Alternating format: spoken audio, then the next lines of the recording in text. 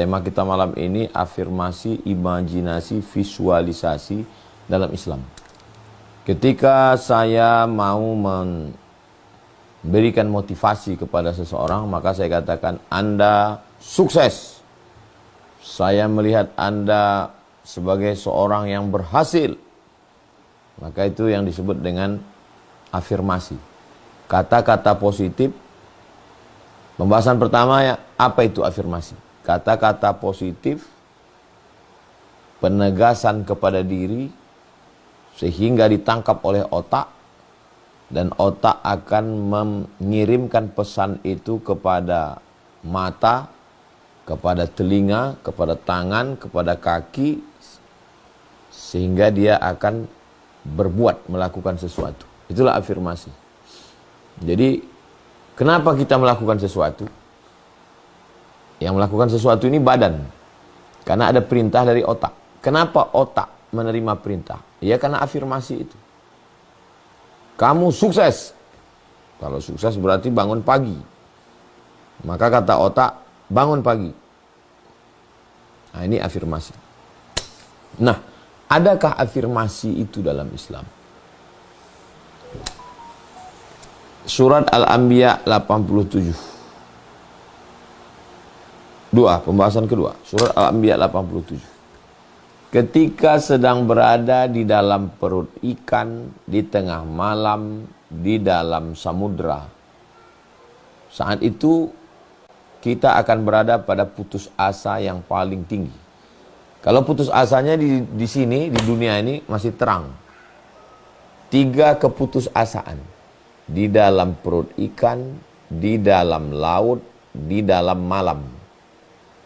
Saat itu Allah mengajarkan engkau berafirmasi la ilaha illa anta subhanaka inni kuntu minaz zalimin. Tidak ada Tuhan selain engkau. Engkau maha suci. Yang lain ini enggak ada ini. Yang ada hanya engkau. Engkau maha suci. Kalau ada orang mengatakan, apa dia bisa dia menolong aku? Engkau maha suci dari sifat kekurangan. Engkau sangat bisa menolong aku.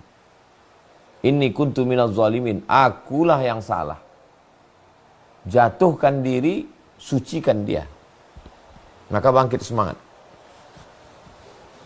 Jadi kalau bingung mau mengucapkan apa, saya sukses, saya berhasil, saya, ya enggak salah. La ilaha illa anta subhanaka inni kuntu minaz zalimin. Jadi kita diajarkan begitu ada harapan. Yang paling mengerikan dalam hidup ini adalah ketika kita putus harapan. Nggak ada harapan lagi. Lemah. Depresi. Stres. Puncaknya bunuh diri. Selagi masih ada harapan. Bedanya orang yang tidak bertuhan, afirmasinya itu dia buat-buat sendiri. Bisa orang agnostik, orang ateis itu semangat. Tapi nanti pada akhirnya dia akan galau juga. Karena dia bersandar pada dirinya sendiri. Ini beda afirmasi orang ateis dengan afirmasi orang yang percaya pada Allah. Bersandar kepada diri sendiri itu rapuh. Tapi kalau kita katakan aku tidak ada, aku tidak punya kemampuan. Yang punya kemampuan itu engkau. 2. Surat As-Saff 13. 3. Poin 3, surat As-Saff ayat 13. Nasrum minallah wa fathun qarib.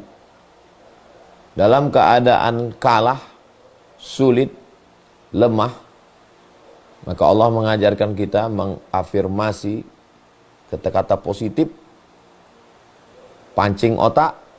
Otak akan memerintahkan seluruh anggota tubuh. Nasrum minallah, pertolongan datang dari Allah. Wa fathun qarib, kemenangan sudah dekat. Gimana nih Panglima? Nampaknya kita akan tumbang. Nasrum minallah wa fathun qarib. Pertolongan datang dari Allah. Wa fathun qarib. Kapten kapal, panglima perang, nakhoda, kepala rumah tangga, dia mesti membangkitkan semangat untuk anggotanya. Nasrum minallah wa fathun qarib. 4. Surat Ali Imran 173. Tidak ada satupun yang bisa menolong menghadapi penguasa yang zalim Namrus dengan bala tentaranya, lengkap dengan api unggunnya. Ketika itu Allah mengajarkan kita mengafirmasi diri. Hasbunallah wa ni'mal wakil. Hasbunallah, cukup Allah. Wa ni'mal wakil.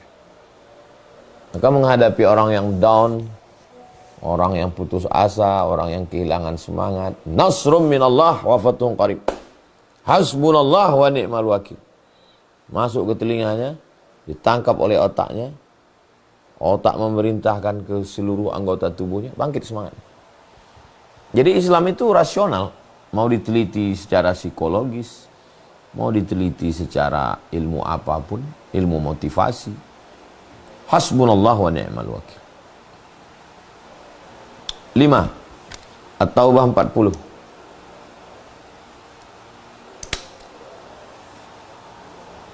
Innallaha ma'ana. Kata Nabi SAW kepada Abu Bakar, Innallaha ma'ana, Allah bersama kita.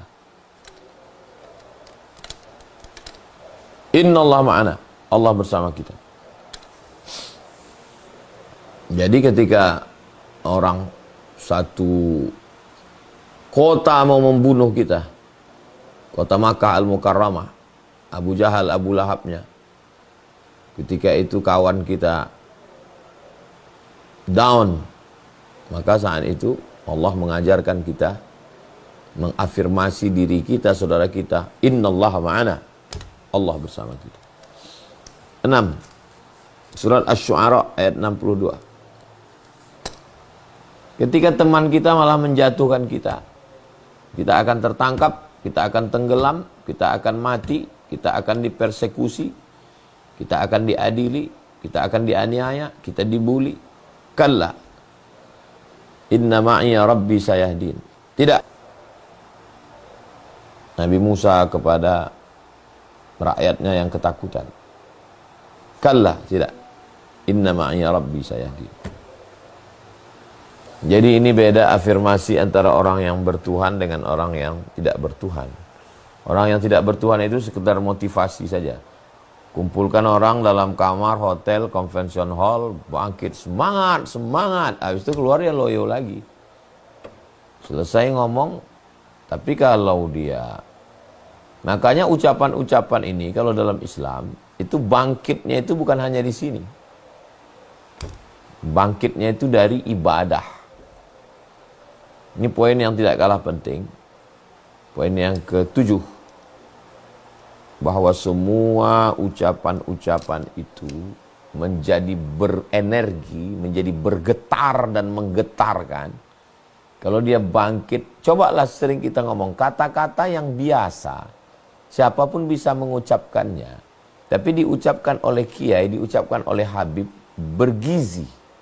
Bergetar dia. Kenapa? Karena dia bukan dari mulut. Dari hati. Yang dari hati ini ke hati juga sampainya. Tapi yang dari mulut ini ke mulut juga sampai. Banyak motivator. Ya udah habis itu orang down lagi. Tapi ketika ditopang dengan tahajud, dengan zikir, dengan akidah, maka disitulah dia menjadi sebuah afirmasi yang kita sedang melihat. Apakah di dalam agama Islam itu ada? Ada. Ini tentang afirmasi.